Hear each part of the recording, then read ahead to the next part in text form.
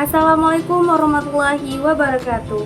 Perkenalkan, nama saya Tria Andini dengan NIM 856500432, Program Studi PGSD Fakultas Keguruan dan Ilmu Pendidikan. Pada mata kuliah IPA DSD kali ini, saya akan melakukan pengamatan terhadap struktur bunga. Sebelum melakukan pengamatan, adapun alat dan bahan yang diperlukan, yaitu seperti lembar kerja, pena, pinset, pisau cutter, dan juga bahannya yaitu bunga sepatu. Mari kita amati morfologi dari bunga sepatu. Yang pertama itu ada kelompok bunga yang berwarna hijau seperti daun ini, atau disebut juga sebagai sepal. Sepal ini berfungsi untuk melindungi bunga pada saat masih kuncup. Lalu yang kedua ada yang namanya dasar bunga nih. Di atasnya yang terlihat melebar ini namanya adalah dasar bunga atau reseptakel. Dia berfungsi untuk menopang seluruh bagian dari bunga yang ada di atas ini. Dia berfungsi untuk menopang. Ini terlihat ya. Lalu yang ketiga ada mahkota bunga yang paling terlihat cantik atau petal. Mahkota bunga ini berfungsi untuk menarik serangga. Jadi serangga pada saat melihat bunga yang indah, ia hadir untuk menghisap nektar pada bunga. Lalu bunga tersebut setelah dihisap nektarnya bisa terjadi penyerbukan. Selanjutnya ada benang sari. Benang sari itu adalah kelamin jantan pada bunga. Benang sari itu ada dua bagian. Yang pertama ada antera ini atau kepala sari. Kelihatannya yang berwarna kuning seperti serbu. Selanjutnya ada tangkai sari atau filamet. Ini tangkainya yang kecil dan banyak banget ya benang sarinya. Lalu yang terakhir itu ada putik. Nah, di ujungnya yang ada 5 itu namanya putik. Ini putik bagian dari kelamin betina pada bunga. Selanjutnya saya akan menggambar bagian dari luar dari bunga sepatu ini. Perhatikan, ini adalah namanya kelopak bunga berwarna hijau. Teksturnya itu sama seperti daunnya, tapi beda gitu bentuknya ya, meruncing kecil-kecil. Jadi waktu bunga ini menguncup, dialah yang menjaga ya teman-teman. Ini waktu menguncup gitu kayak gini loh, waktu masih menguncup. Tapi kalau udah mekar, ini mekar gini. Nah, kalau ini namanya mahkota bunga bagian paling terindah. Fungsinya itu untuk menarik serangga. Jadi karena warnanya indah, cerah, para hewan-hewan itu datang seperti lebah dan juga kupu-kupu untuk menghisap nektar, membantu penyerbukan gitu. Dari kelamin jantan, serbuk sari berpindah kepada putik. Mahkota bunganya ada 5, 1, 2, 3, 4. Pada umumnya itu memang 5 gitu. Jadi ada yang di tengah ganjil. Nah, waktu dia di pohon itu seperti ini teman-teman. Jadi ini udah layu ya, aslinya dia seperti ini, bagus gitu, masih segernya masih bagus. Dan juga ini di dalamnya, bagian dalamnya ini kaku nih, terlihat warnanya tebal ya, lebih tebal, dia lebih kasar, keras, supaya bagiannya itu tidak layu semua gitu.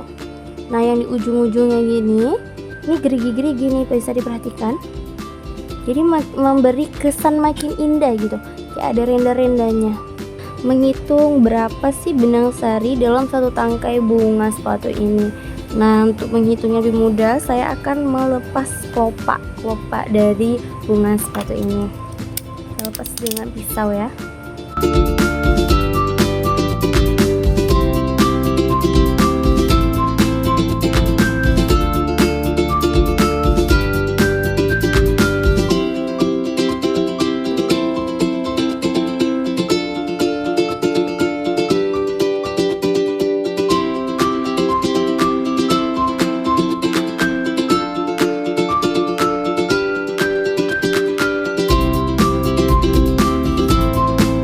tadi mengumpulkan benang sari yang saya hitung setiap saya ambil itu totalnya ada 83. Nah teman-teman, selanjutnya kita akan mengamati putiknya. Putiknya ini ada yang ada di atas nih. Ini adalah alat kelamin betina. Putiknya ini kita perhatikan ada ya serbuk sari. Ini serbuk sari itu yang ada di benang sari yang berwarna kuning. Itu dia serbuk sari itu merupakan alat kelamin dari jantan. Kalau serbuk sarinya ini contohnya seperti ini sudah menempel di bagian putik, itu artinya sudah melakukan penyerbukan, nanti bakalan jadi bakal biji. Inilah reproduksi dari tumbuhan ya. Selanjutnya kita akan mengamati bakal biji dari bunga sepatu ini. Ini dia, kita belah dulu ya, kita gunakan pisau cutter tadi. Ini hasil kita membelah bagian dalam dari bunga sepatu. Kita perhatikan bagian dari dalam bunga sepatu yang telah kita belah. Di atasnya ini kan disebut kepala putik atau putiknya, stigma, tempat terjadinya penyerbukan. Nah ini batangnya ini kayak panjang, ini sebut adalah tangkai putik. Nanti saluran menuju bakal buah dari sini nanti menyalur ke sini. Nah yang di tengah ini yang berwarna agak kekuningan ini disebut sebagai ovarium atau bakal buah, tempat terjadinya nanti biji ya. Inilah dari bagian di atas ini, ketika serbuk sari yang berwarna kuning tadi mendekat mengenai putik, maka itu jadi penyerbukan. Itulah disebut sebagai bentuk dari reproduksi dari tumbuhan atau bunga secara generatif atau seksual. Untuk gambar yang kedua, saya akan menggambar bagian putik ovarium atau bagian terdalam yang sudah saya belah tadi. Hasil dari pengamatan saya terhadap bunga sepatu yaitu bunga sepatu merupakan bunga sempurna. Bunga sempurna adalah bunga dalam satu tangkai bunga itu terdapat dua alat kelamin sekaligus, yang mana bunga sepatu memiliki putik dan juga benang sari. Dari benang sari yang mengenai kepala putik maka dihasilkan sebagai penyerbukan, yang mana penyerbukan ini nanti akan menjadi bakal buah di ovarium yang akan menghasilkan biji.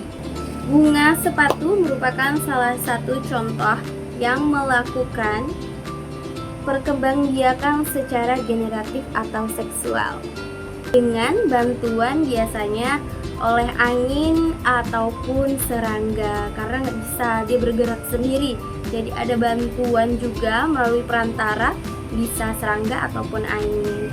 Sekian video pengamatan dari saya sudahi dengan wassalamualaikum warahmatullahi wabarakatuh. Sampai jumpa.